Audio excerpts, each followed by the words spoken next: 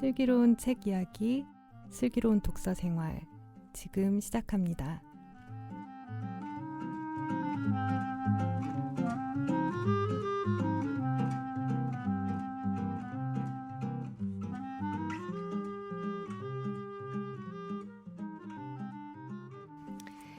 네, 안녕하세요. 번역하는 딴입니다. 저희 다시 만나게 돼서 좋고요. 인사할게요.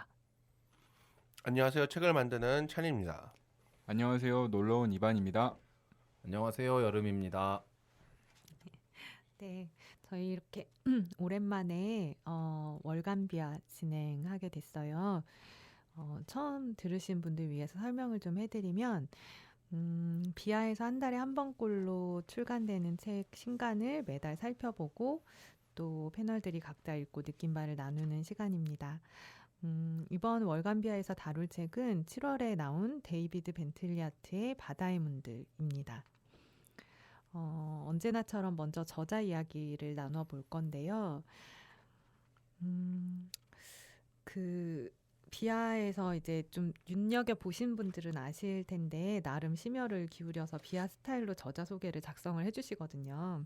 그래서 이 비아의 저자에 대한 시선, 뭐 강조점 이런 거를 좀 아실 수 있어서 저희가 매번 소개를 좀 읽어드리고 있어요. 비아 그 책에 날개에 적혀 있는 벤틀리아트에 대한 소개를 먼저 좀 읽어보겠습니다. 1965년생 동방정교회 신학자이자 철학자 문화비평가다. 메릴랜드 대학교, 케임브리지 대학교를 거쳐 버지니아 대학교에서 석사학위와 박사학위를 받았다. 버지니아 대학교, 성 토마스 대학교, 듀크 대학교 신학대학원, 로욜라 칼리지 등에서 신학을 가르쳤고 그리스도교 연구센터의 교수, 세인트루이스 대학교 방문 교수를 거쳐 노틀담 고등연구소의 연구원을 지냈다. 본래 전공 분야인 철학적 신학, 조직신학뿐만 아니라 역사, 성서학, 문화비평, 소설 등 다양한 분야에 걸쳐 저술활동을 하고 있다. 2011년 무신론자들의 망상으로 마이클 램지상을 수상하고 2017년에는 신약성서를 새롭게 번역해 화제를 낳았다. 2019년에는 성서와 교부들의 저작을 포함한 그리스도교 신학사를 새롭게 검토함으로써 보편구원론을 제시해 다시 한번 신학계에 파장을 일으켰다.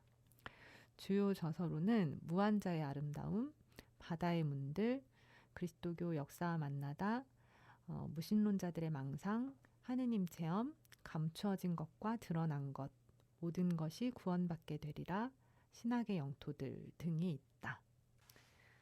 저자 벤틀리아트에 대해서 소개를 읽어봤고요.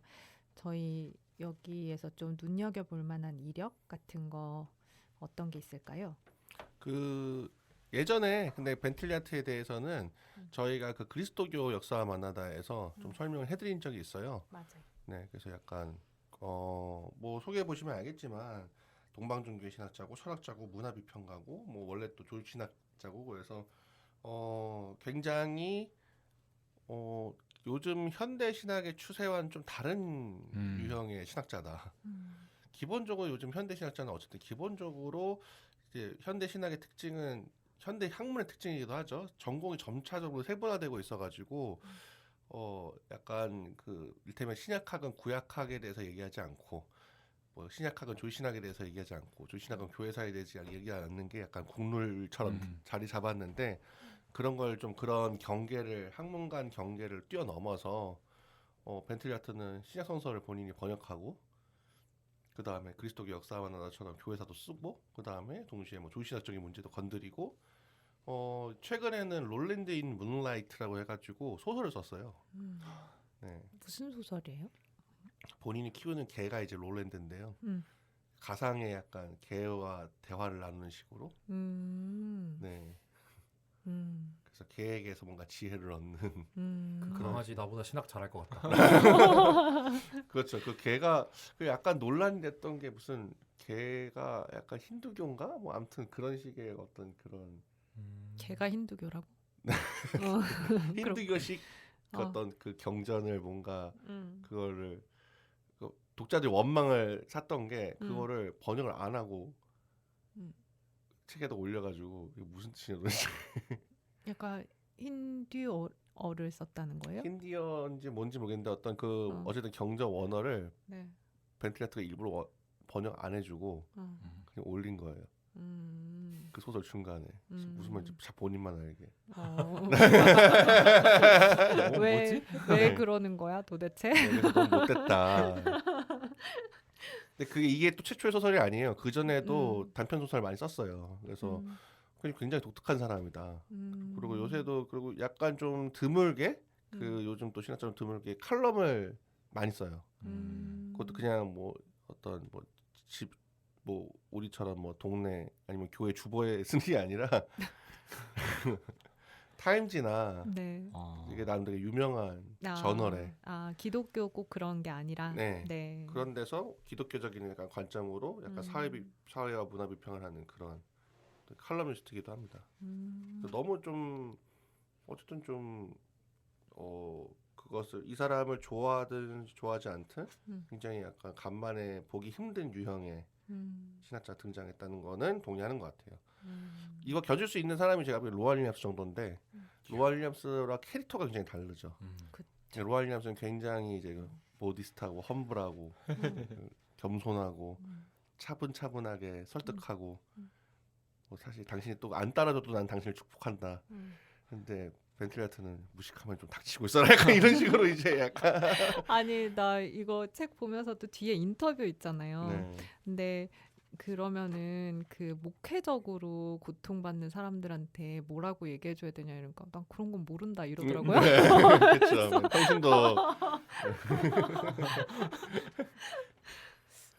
캐릭터가 나오죠. 네. 그래서 그 캐릭터가 굉장히 그 스코프는 그 범위는 되게 활동 범위가 엄청 광범위하다는 점에서 로알 윌리엄스랑 유사한데 굉장히 캐릭터가 다르고 사실 좀 재밌는 게 그래서 그 로알 윌리엄스가 비극에 관한 책을 낸 적이 있거든요. 최근에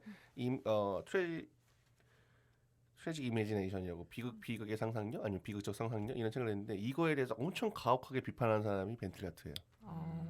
네.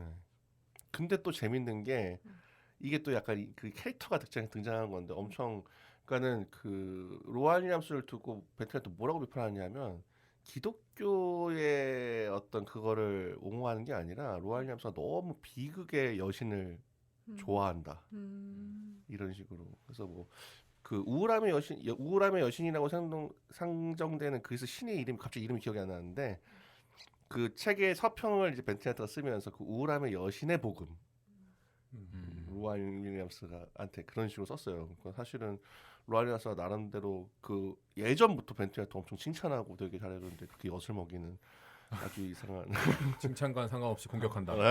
그렇죠. 그건 진짜다, 땡큐고. 진짜.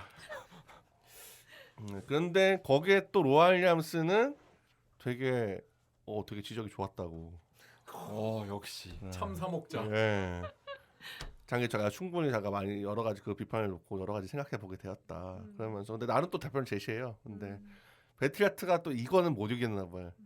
그래서 벤틀리아트가 그 서평을 실은 또 글을 모아서 책을 냈는데 벤틀리아트의 응답이 나보다 낫다. 약간 그런 식으로 썼더라고요. 벤틀리아트의 응답이 낫다고. 로알 윌리엄스의 응답이 나의 그렇게. 비평에 대한 로알 윌리엄스가 나의 비평보다 낫다. 그래요. 로알 훈훈합니다. 네, 훈훈한 그런 대체. 갓 로안 이렇게 그렇죠. 그러니까는 벤틀리아트는 아직은 또 혈기왕성한 학자로서는 그래도 이게 지금 물론 뭐 젊다고는 할 수 없죠. 65년생이니까 어느새 55세. 근데 55세가 아시겠지만 학자로서는 50대, 50대에서 60대 넘어가는 시기가 학자로서 피크예요. 그렇기 때문에 아직은 혈기왕성하기 때문에 제가 보기엔 그런데 로알 윌리엄스는 이제 다 허허허 당신 말도 옳지. 당신이 옳습니다. 네. 황희 모드가 된 게 아니고 황희정승 모드가 된 게 아닌가. 이황은 편집을 해주세요. 이게 이황이지 갑자기.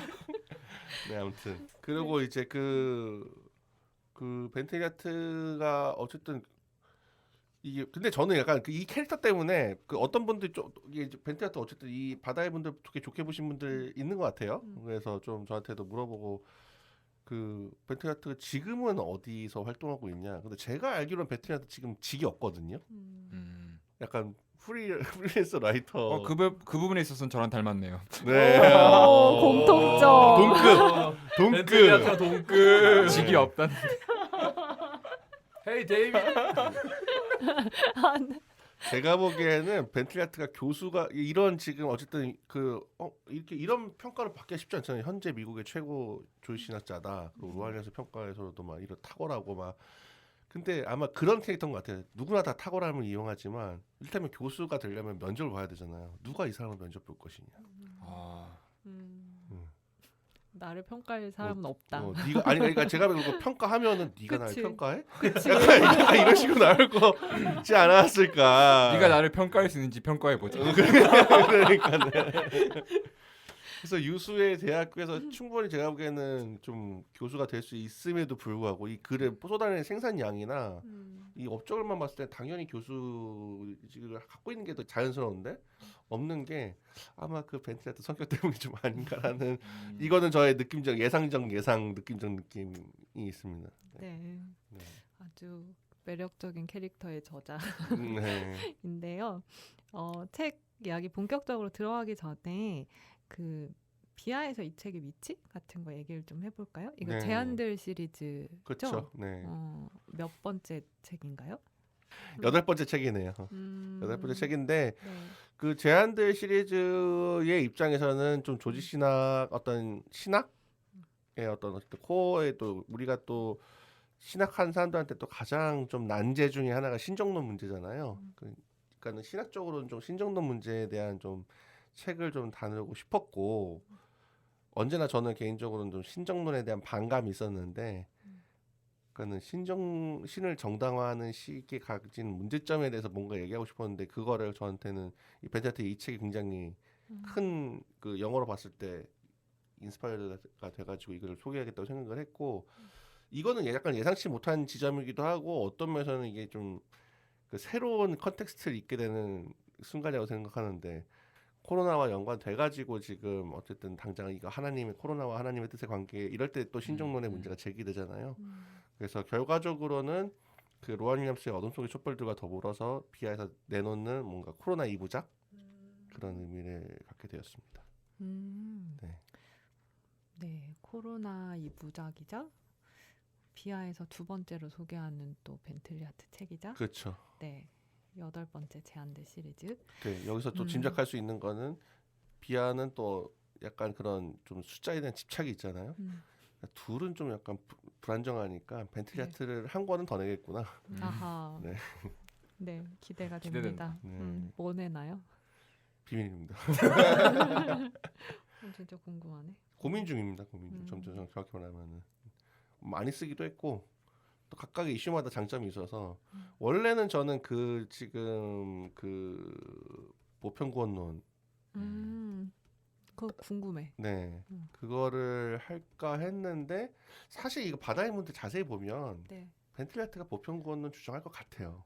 주장할 수밖에 없는 그 지금 그걸 쌓고 있어요. 그렇기 때문에 바다의 문 그러니까 예민한 독자라면 그걸 커버할 수 있지 않을까 생각을 해서 올해 말에 제가 알기로는 벤틀리아트가 전통에 관한 책을 내거든요. 전통이란 무엇인가. 근데 벤틀리아트가 얘기하면 전통이라는 건 좀 약간 좀 더 또 벤틀리아트식으로 좀 재밌지 않을까라는 생각이 들어서. 근데 또 요번에 또 하나 근데 또 특이한 제목의 책을 냈어요. You are God. You are gods? 예. 아. 그러니까 너희들은 하느님이다. 그런 책을 냈더라고요. 부제가 이제 내추럴과 슈퍼내추럴, 그러니까 자연과 초자연의 관계인데 아마도 그러니까는 그 우리가 이제 또 그 우리 신교식 감성을 하면 너희는 작은 그리스도다, 약간 작은 예수다, 약간 이런 느낌인 것 같은데 그게 이제 유아가즈라는 말로 표현된 것 같은데. 진짜 정교의 감성이네요. 예. 그 그러니까 표현이. 신화, 네. 데이피케이션에 대해서 얘기하는 거니까. 근데 그거 하면 바로 제목이 좀 누가 전화 올 것 같아서 비하에. 니네 드디어 갈 때까지 간다. 그렇죠. 너희가 하나님이다. 막 이러면서 이제 제목 선정을 잘해야겠네요. 그걸 낸다면. 네. 아니 그러니까 그 보편구원을 간 것도 모든 것이 구원받게 되리라. 이것도 좀 약간 저도 이제는 비하가 이게 막 동네 이제 가게가 아니어가지고 어쩌다가 전화가 오거든요. 근데 동네 가게 일대가 좋았지. 네.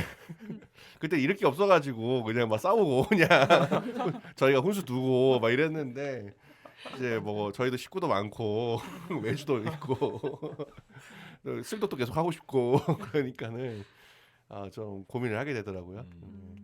그러니까 좀 더 시작 오히려 그냥 누구나 어쨌든 그 책장에서 꼽아서 서점에서 손을 대고 정작 보면 이렇게 약간 놀라움을 안겨주더라도 제목 자체로 뭔가 불편함을 일으키게 하는 건 좀 고민하게 되는 것 같습니다 요새. 또 고민 중입니다. 벤트 갈 때 어떤 책을 낼지는. 그래요. 네, 저희 이제 좀 본문 이야기로 들어가 볼까요? 네.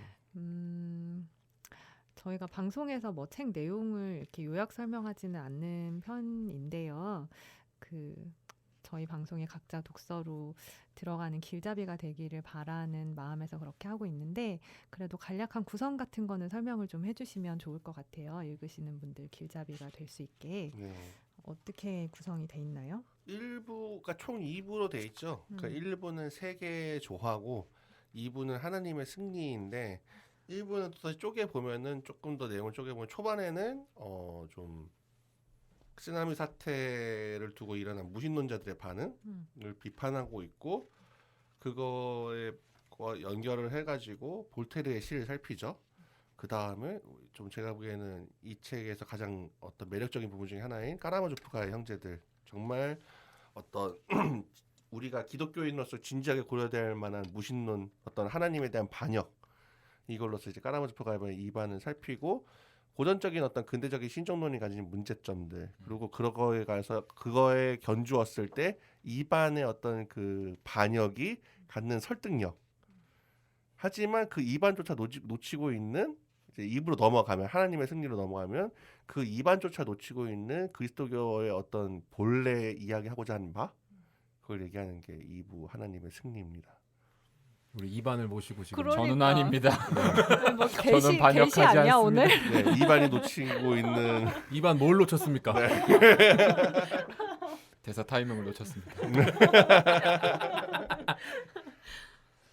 약간 이 책을 읽고 나면 왜 1부의 제목이 세계의 조화고 2부의 주제 그게 하나님의 승리인지 알 수 있고 이거의 그 원래 부제가 그 시의적인 그 쓰나미 사태라는 거에 충실한 제목이었거든요. 쓰나미 사태가 일어났을 때 하나님 어디에 계셨는가 이게 부제였어요 원래는. 근데 저는 요거 1부와 2부를 연결하는 게 좋다고 생각해서 오늘날 맥락은 다른 맥락이니까 상처 입은 세계와 하느님의 구원 또 하느님의 승리라고 하면 또 좀 약간 한국 그 맥락에서 좀 이해가 잘 안 되는 왜 상처 입은 세계면 치유여야지 응? 상처 입은 세계와 하나님의 치유여야지 근데 또 치유는 제가 보기에는 이건 아니거든요. 그러니까 그거는 다시 세계를 원상복귀한다는 느낌 그냥 그 세계 그게 아니라 지금 벤트제타 강조한 결국 범모 아예 갈아엎으셔서 다 새롭게 완전 거듭나게 하신다는 건데 그 느낌이 안 올 것 같아서 일부러 상처의 치유가 아니라 뭐 갑자기 그 연고가 생각나네요. 상처의 딘 마데카스. 에데카솔. 네. 갑자기 그렇게 떠올랐는데 호랑이 연고. 네. 예? 죽어요. 상처에 바르면 죽어요. 호랑이 기운 솟아나. 상처의 그 딱 대립상으로 약간 조금 틀어서 이제 구원이라고 배치를 해서 상처 입은 세계와 하나님의 구원 이렇게 부제를 정했습니다. 그래서 좀 부록에 좀 더 신경을 많이 썼어요. 그러니까는 아마 제가 보기에 다수의 분들은 1부는 쉽게 볼 거다. 1부는 되게 빠르게 읽고 잘 읽히고 되게 재밌게 볼 수도 있고 근데 2부가 좀 이해가 안 될 거다.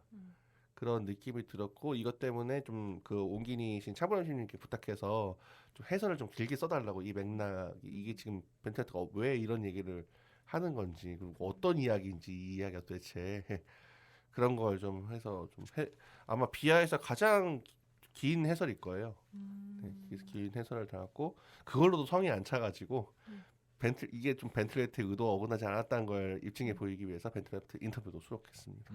네. 또 이렇게 나니까 또 변태적인 또 욕심이 나가지고 그럼 애초에 이 글의 아주 시작이 됐던 출발점도 번역을 해보자. 그래서 그 애초에 그 시작이 됐던 그 글도 수록을 했던 거고. 네, 그렇습니다. 네, 맞아요. 부록이 풍성해서 좋았어요. 네. 해설도 진짜 너무 잘 써주셔가지고 편집장님한테 물어봤어요. 이거 역자분이 쓰신 거예요? 막 이렇게 물어봤어요. 너무 좋아가지고. 네. 각자 이 책 어떻게 읽으셨는지 얘기를 조금 해볼까요? 네. 저는 이 책 아까 코로나 저희 컨텍스트 말씀하셨지만 코로나 그 검사 기다리면서 읽었고요. 오. 네. 코로나 검사 대기가 길어가지고 하면서 읽었는데 저도 이 단순히 쓰나미라는 한정적인 상황뿐만 아니고 어떻게 보면 뭐 지금 코로나 상황 내지 뭐 여러 가지 신정론적 물음에 대한 고민들과 함께 겹쳐서 읽었고, 근데 저는 이 신정론에 대해서 저는 신정론 자체를 별로 좋아하지 않거든요. 그거 신정론에 대해서 논하는 것 자체가 인간의 책임을 좀 하나님께로 돌리고 인간이 마땅히 해야 할 일들에 대해서 좀 회피하게 만드는 경향이 있다라는 생각을 해서 잘 안 하는데, 근데 이 책 시작할 때 그런 얘기를 해요. 첫 글에 마지막에 삶을 살아가며 아무 말도 하지 말아야 할 때가 있다. 하지만 우리는 기어코 입을 열고야만 한다.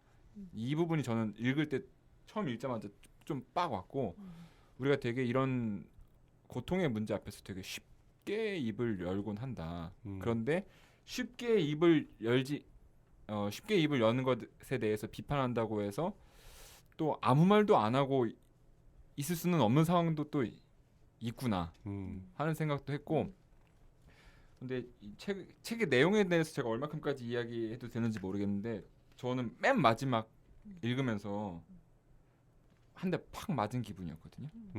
왜냐면 이 앞에서는 시작할 때 이런 고통 앞에서 우리가 침묵해야 하고 또 삶을 살아가며 아무 말도 하지 말아야 할 때가 있다.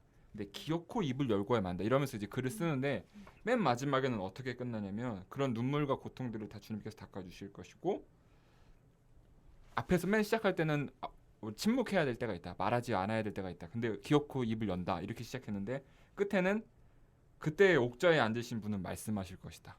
그러니까 앞에서는 인간의 침묵과 뭐 쉽게 말하는 성급함에 대해서 이야기를 하면서 글을 시작하다가 맨 마지막에는 하나님은 이렇게 말씀하신다 하고 딱 끝내는 이 구성이 뭔가 딱 떨어지는 걸 보면서 마지막에 팍 맞으면서 그래, 우리가 이 신정론의 문제에서 성급하게 말하는 것도 문제이지만 그렇다고 해서 너무 아무 말도 안 하고 있는 것도 또 문제일 수도 있겠다. 왜냐하면 우리는 하나님의 구원을 믿는 사람으로서 그것을 신뢰하고 또 그것을 증언하면서 살아가야 하는 책임도 동시에 있고, 또 하나님께서 이 세계를 구원하실 거라는 믿음을 지니고 살아야 하는 그런 불우한 운명을 지닌 존재들이다라는 것도 새삼 좀 확인한 것 같다는 생각을 했어요.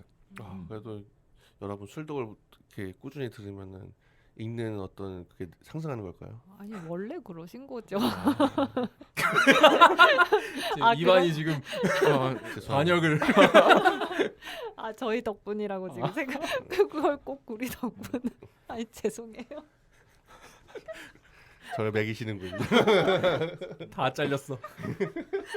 근데 저 너무 이게 마지막에 한 대 맞은 기분이었어요. 우리는 뭐 하지 말아야 된다. 뭐 맞아. 근데 그 기어코 입을 연다 이러고 하면서 이제 막 주저주저 가다 마지막에 하나님의 입을 열고 딱 끝내는 게 네, 그렇죠. 너무 강력한 한 방이었어 저한테. 무슨 욥기 같다. 마지막에 저는 제가 근래 봤던 것 중에서 가장 약간 그 문학적으로 되게 아름다운 마무리였어요. 맞아. 신학책에서 본 마무리 맞아. 중에서. 그딱 하나님께서는 뭔가 뭐 이렇게 왜 나를 죽였나요? 이런 거 뭐 이런 설명하신 게 아니고 그냥 눈물을 닦아주실 거라고 그러는데 장난 아니다, 쩐다. 진짜.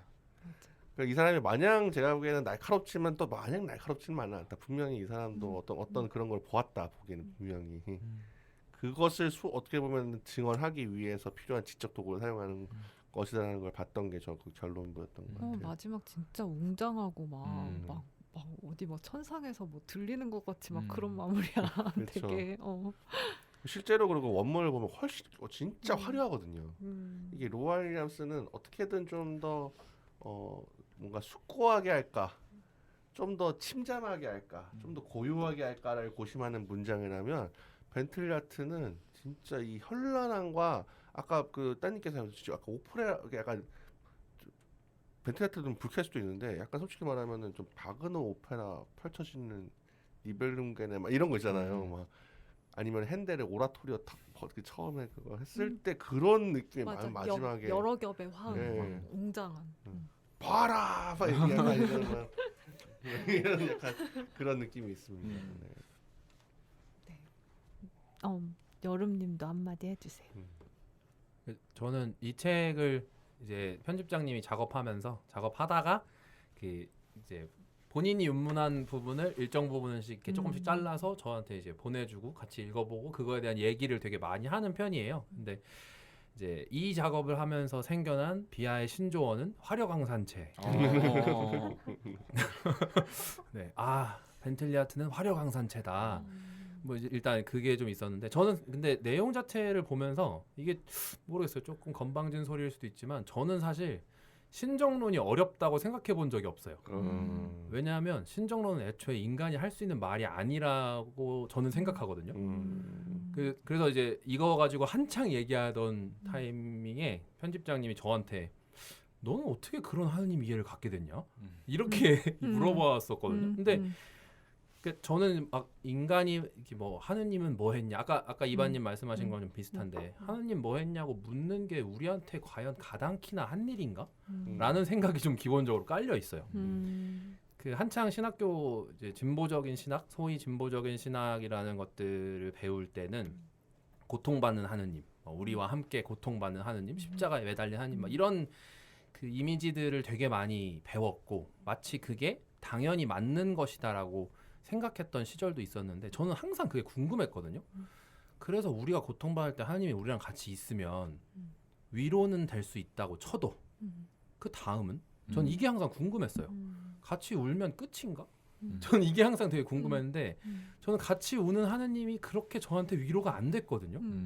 저는 그냥 하느님이 있는 그대로 그냥 계셔야만 저는 그게 위로가 된다고 생각했어요. 그러니까 막 우리처럼 막 감정을 막 해가지고 너도 품고 이런 게 아니라 그냥 언제 떠올려도 든든한 존재로서의 하느님이어야만 진짜 하느님이다 라고 저는 애초에 생각했기 때문에 근데 딱 벤틀리아트가 하고 싶은 말이 그거였어요. 그렇죠.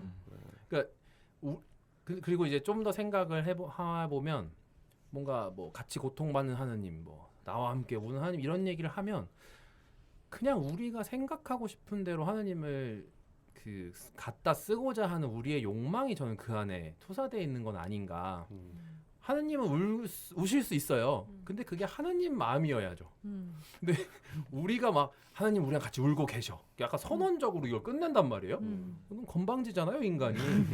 그러니까 인간은 사실 그럴 수 없는 것이다라고 저는 좀 생각해서 사실 신정론의 문제가 저한테 막 그렇게 크게 다가온 적은 없어요. 대신 하나 확실한 건 어떤 식으로든 우리는 그걸 비극으로 느껴도 하느님께는 그게 비극이 아니라는 게 저한테 위로가 돼요. 그러니까 뭐 제가 만약에 불의의 사고를 당했어요. 그래서 뭐 어떻게 됐어요? 저 개인은 그게 슬픈 일일 수 있는데 하느님 차원에서는 어떤 식으로든 그걸 통해 뭔가를 하실 수도 있겠다. 그러면 사용받은 것에 대해서 기쁜 거 아닌가? 라는 생각을 저는 했거든요. 이건 그냥 제 개인의 생각이니까 그렇게 생각하지 않는 게 문제가 아니라 저는 그렇게 받아들여요. 그러니까 그리고 다 빼고 말하면 그냥 우리가 오늘 하루를 살아있는 것 자체가 그냥 신정론이다 라고 저는 이해해요. 그러니까 죽어도 우리는 할 말이 없거든요. 이게 내게 우리 맨날 뭐 나의 것은 나의 것이 아니고 맨날 이런 소리 하는데 하나도 나의 것을 놓치지 않으려고 고통이 있을 때는 하느님 뭐 했어? 이게 바로 튀어나오잖아요. 근데 내게 아니기 때문에 내게 나한테 없어졌을 때도 내가 어떤 뭔가에 처했을 때도 나는 그냥 존재하는 것 자체가 그냥 감사해야 되는 일이다. 저는 이런 개념을 그냥 애초에 갖고 있으면서 이 책을 보다 보니까 별로 그렇게 막 이렇게 신선해 약간 이런 느낌이라기보다 그래 역시 하느님 짱이네 라는 결론으로 조금 흘러갔던 게 있고요.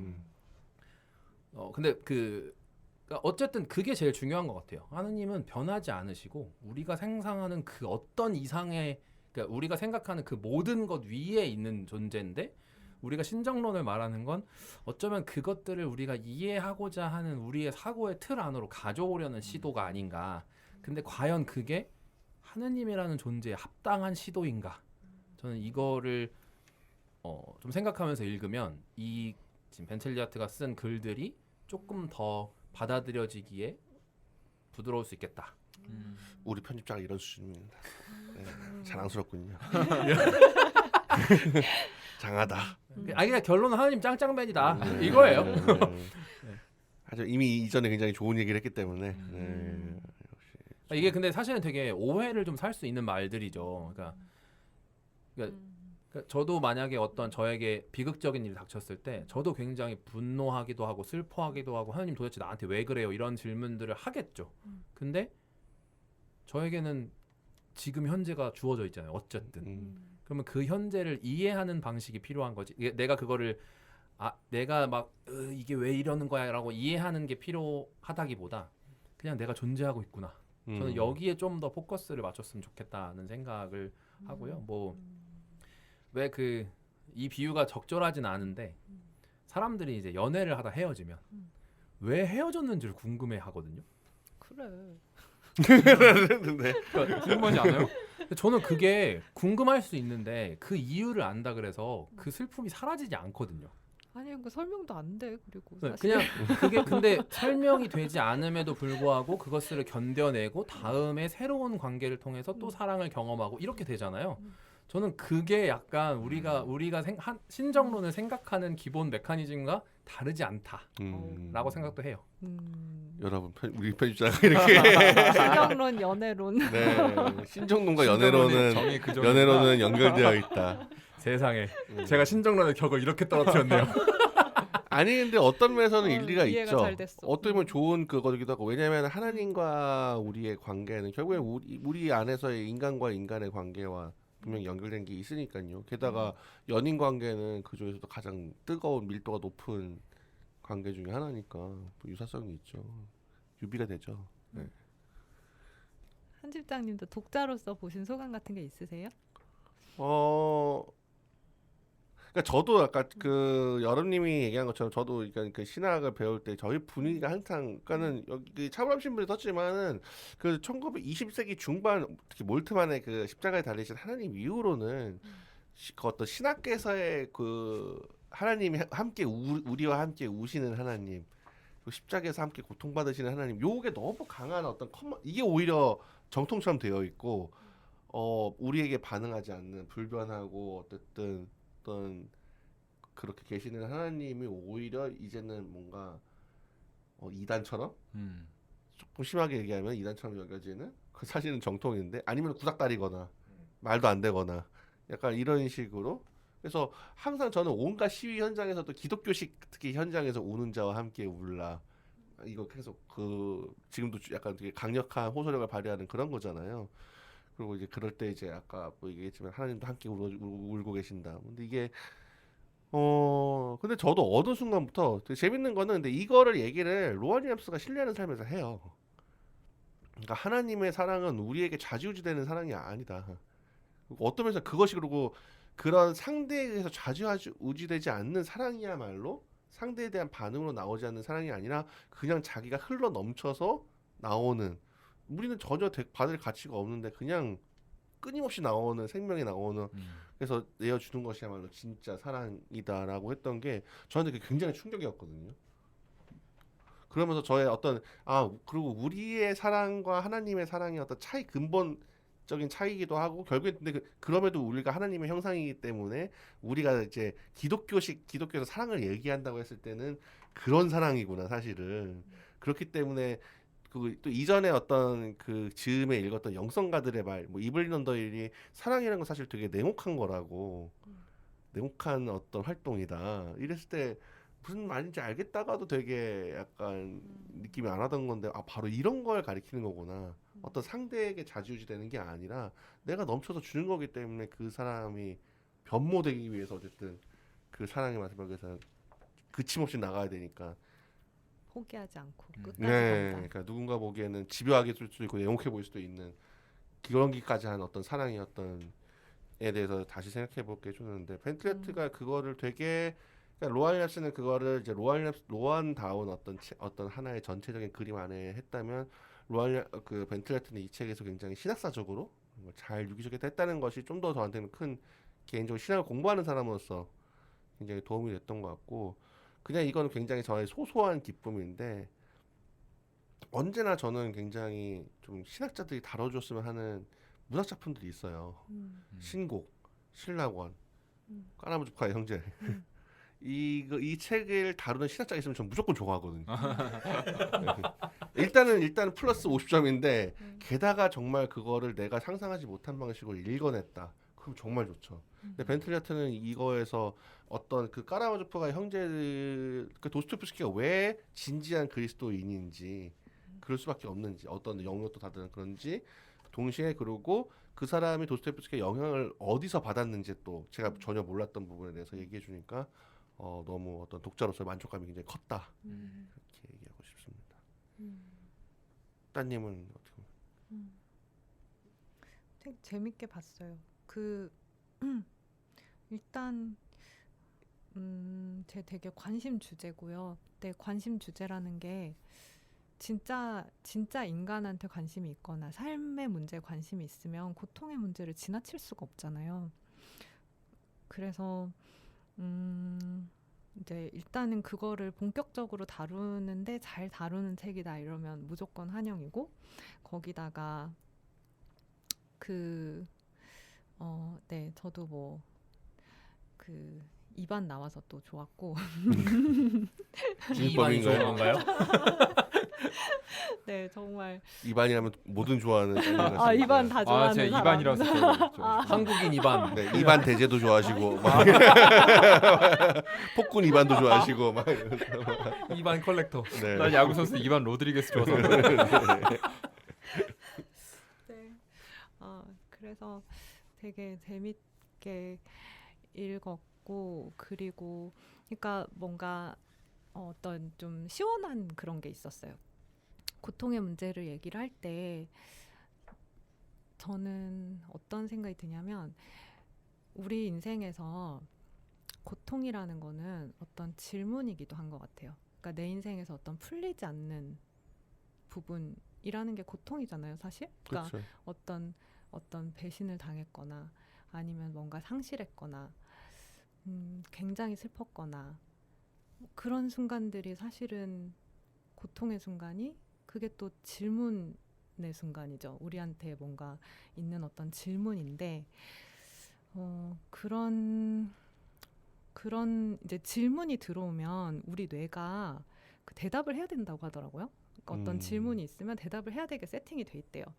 그러니까 고통이라는 질문이 우리한테 들어오면 우리 뭔가 대답을 해야 되는데 근데 이제 그거에 대해서 사실 대답을 하기가 너무 어렵기 때문에 여러 가지 막 시도를 하잖아요. 근데 그게 이제 보통은 되게 그걸로 정말 딱 그 고통의 문제로 정말 딱 들어가지 못하고 뭔가 어떤 포장하는 식으로 하게 되는 것 같아요. 뭔가 피하거나 포장하거나 그거를 어떤 식으로 막 임의로 어떻게 막 해서 사실은 지금 단계에서 우리가 답을 내릴 수 없는 거에 대해서 억지로 답을 내리려고 하는 여러 시도들이 단기적으로 어떤 해결을 주기도 하는데 또 많은 경우에는 좀 그런 식으로 해가지고 주변에 상처를 주기도 하고 그러니까 막 되게 섭부르게 얘기를 해서 이거 이래서 그런 거야 뭐 하나님이 이렇게 해서 너 잘 되게 하려고 그런 거야 뭐라든지 뭐 아니면 뭐 아니면 제가 잘못해서 그런 걸 거야 제가 우상 숭배해서 그럴 걸 막 그런 식으로 빠져서 그런 거야. 예전에 그런 얘기 정도. 네가 11주 안 내서 그런 거. 네가 술 마셔서 그래 막 이런 식으로 해가지고 되게 얄팍한 시도들을 벤트리아트가 다 되게 벗겨내는 그런 거에서 일단 시원한 게 있었고 대답도 전반적으로 굉장히 궁극적인 대답을 이제 주잖아요. 그 마지막에 아까 말씀하신 것처럼 하나님이 이제 궁극적인 우리의 어떤 해결에 대한 믿음, 결국은 하나님의 사랑을 신뢰하는 거죠. 그렇죠. 그래서 이제 그런 대답도 되게 아름답다고 생각했고, 뭐 여전히 질문이고 그게 이렇게 이야기한다고 모르겠어요. 뭐 여전히 질문이겠지만 어쨌든 되게 우리한테 되게 중요한 시점에 되게 중요한 질문을 가지고 와서 우리에게 그 너머를 이야기를 해주는. 그러니까 저는 제 생각에 이거를 읽고 다 이해를 하지는 못한다고 하더라도 부분 되게 철학적인 것도 있고 막 이해 못할 수 있잖아요. 근데 이해를 못해도 그냥 그 이상이다. 네가 생각하는 그 이상이다. 하나님이 너 그 이상이고 네가 생각하는 그 답 이상이다. 뭔가 이 정도만 이해를 해도 좋지 않을까. 저도 뭐 그 정도로 그냥 이해한 것 같고. 그래서 더 이해하신 것 같은데. 네. 그래서 네, 그런 생각이 들었고 아무튼 되게 즐겁게 읽었고 그냥 벤틀리아트 캐릭터도 재밌고 저는 이런 사람들 재밌더라고요. 그래서 재밌게 읽었어요. 네. 인간은 되게 약간 그런 이상한 사이클이 있는 것 같아요. 평화의 시기에 빠질 수 있는 어떤 죄랄까요? 지성의 죄가 있고 이 전쟁의 시기나 어떤 재난의 시기에 빠질 수 있는 인간의 어떤 지적 죄가 있는데 그거를 되게 이제 벤틀리아트가 사실 탁 집어서 그런 죄를 넘어선 그런 걸 보여주고 있는 게 아닌가 싶고 지금 우리가 또 한편으로는 이제 코로나 시기가 또 지나면 또 이제 사실은 되게 위태함 속에서 또 이제 평화의 시기가 올 텐데 이럴 때 또 인간은 또 얼마나 사실은 하나님을 찬양한다면서 사실은 이 벤틀리아트가 비판하는 조화의 세계를 찬양할까 이럴 때 또 인간은 또 얼마나 오만해질까라는 염려도 사실은 좀 있습니다.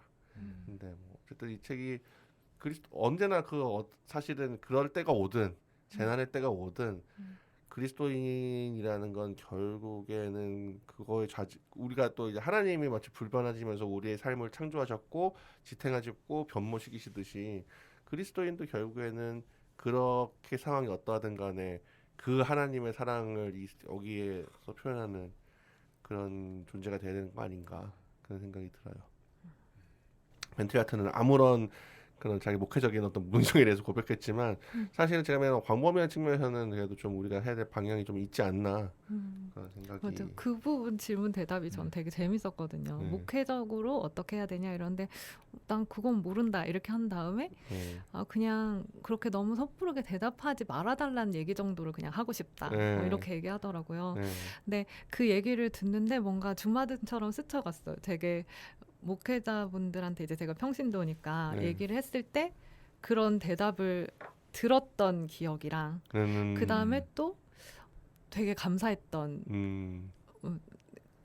기억이랑 그러니까 어떤 상담을 했을 때 그래서 막 그런 거랑 이런 게 스쳐가면서 정말 내가 그럴 때 그런 사람들한테 어떻게 해야 되나 막 이런 거 정말 고민도 되고 네 그렇더라고요. 근데 저희 되게 재밌는 건 한편으로는 또 이제 벤틀리아트든 누구든 이게 고전적인 신앙 이야기하면은 이게 막 또 어떤 쪽에서는 너무 이제 뭐 세속적이거나 요즘 과학이나 이런 거 너무 안 맞는 거 아니냐 이런 또 얘기를 하시잖아요. 근데 저는 얼마 전에 굉장히 충격적인 사실을 알았는데 요새 과학이라는 게 과학이라는 건 정말 사실 되게 불안정하다. 우리 때는 그 진화론에서 라마르크의 형질 변화는 틀렸다는 걸로 나왔잖아요. 그러니까 물테면 그 기린이 목이 왜 길어질까라고 했을 때 라마르크는 설명을 길어지려고 애를 쓰다 보니까 애를 쓰면 그게 좀 더 길어지고 그 밑에 애들은 또 길어지고 그런 노력이 계속 해가지고 이제 그런 단일종에서 이렇게 진화가 일어나는 거다 했는데 다윈이 그걸 깨면서 그게 아니라 애초에 목이 짧은 애들이 있었고 긴 애들이 있었는데 짧은 애들은 사과 못 먹어서 뒤진 거고 긴 놈들이 살아남아가지고 그 환경이 자연이 그걸 선택한 거다 이거였는데 우리 때는 무조건 라마르크가 틀렸고 다윈이 맞았다 이거였잖아요. 근데 지금 그게 바뀌고 있대요. 네. 그럼 형질 변화가 있었? 형질 변화가 그러니까 라마르크식의 좀 너무 단순한 형태인 건 아니지만 이번에 에모리 대학교 우리 또 신학생들 많이 가는 에모리 대학교에 무슨 거기서 하는 게 뭐냐면 이건 또 좀 약간 신학적으로도 되게 의미가 있는 것 같아요. 뭐냐면 쥐를 가지고 그 연구를 하는데 쥐가 특정 어떤 음식을 어떤 향을 맡았을 때 일부러 전기 자극을 주는 거예요. 그래서 그 향을 맡았을 때 애가 놀라가지고 이렇게 되게 그래서 그 걔가 트라우마를 일부러 조성을 하는 거죠. 근데 그 1세대 쥐가 그렇게 해가지고 하면은 2세대 쥐는 그 향을 맡기만 해도 반응이 다르대요. 너무 불쌍해. 동물 실험. 네. 그러니까 이게 되게 저는 의미심장한 얘기가 아닌가. 우리가 이게 죄의 유전이라는 걸 얘기할 때 사실은 원래대로라면은 디폴트가 다시 시작되는 거잖아요. 내가 그러니까 우리가 생각했던 거는. 근데 그게 아니라 내가 한 선행이라든지 이렇게 조금 더 은유적으로 하면은 이해를 한다면 그런 것들이 사실은 물론 그러니까 그런 기지를 할 수 있는 뭔가 그런 어떤 작동 기제가 내려갈 수 있다 영향을.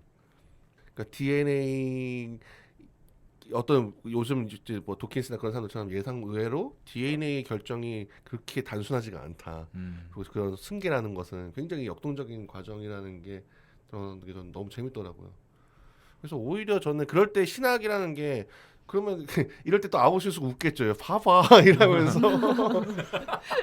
다 내가 원체로 언제라고 했잖아 그거 이러면서 다 유전된다고. 다 유전된다고 했잖아. 그러면서도 근데 동시에 또 기독교는 그러면서도 동시에 우린 거듭남에 대해서 얘기했잖아.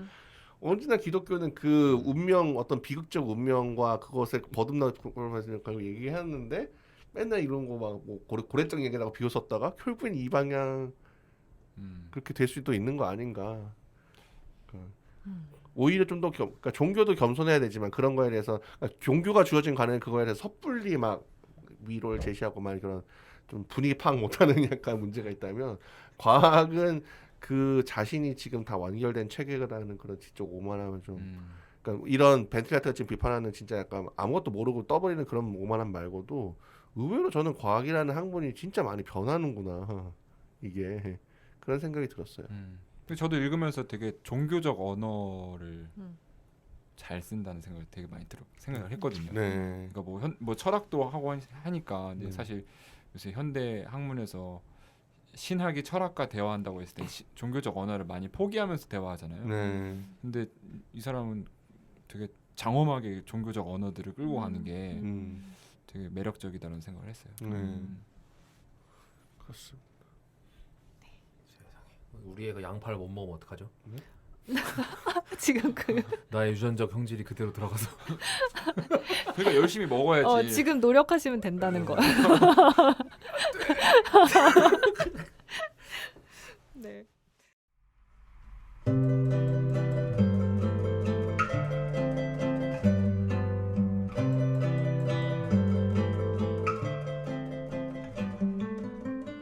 저희 이렇게 지금까지 월간비아 바다의 문들 살펴봤습니다. 쓰나미나 코로나 같은 거대한 재난이 아니더라도 우리는 시각각 크고 작은 재난과 어둠을 마주하곤 합니다. 그리고 그럴 때 이를 어떻게든 이해하고자 또 해결하고자 때로는 회피하고자 다양한 시도를 하는데요. 이런 시도가 자칫 이웃에게 상처를 주거나 자신을 왜곡하거나 근본적으로는 하나님도 왜곡하는 것이 되기도 하는 것 같아요. 벤틀리아트는 결국 우리에게 그러한 왜곡에서 걸어 나와서 참 하느님의 사랑을 신뢰하라고 이야기해주는 것 같습니다. 이 책과 저희가 나누는 이야기가 더욱 참된 신뢰를 향한 여정에 작은 도움이 되어드릴 수 있었으면 좋겠습니다. 추가로 궁금하신 사항 있으시면 유튜브 파티 팟빵 댓글 활용하셔서 질문 남겨주시고요. 어떤 경로로 들으시든지 많은 구독 부탁드립니다. 슬기로운 독서 생활은 여러분의 슬기로운 독서를 항상 응원합니다. 저희와 함께 나누는 이야기가 각자 고유한 독서길 찾아가시는 데 작은 길잡이가 되드릴 수 있었으면 좋겠습니다. 감사합니다. 감사합니다. 감사합니다.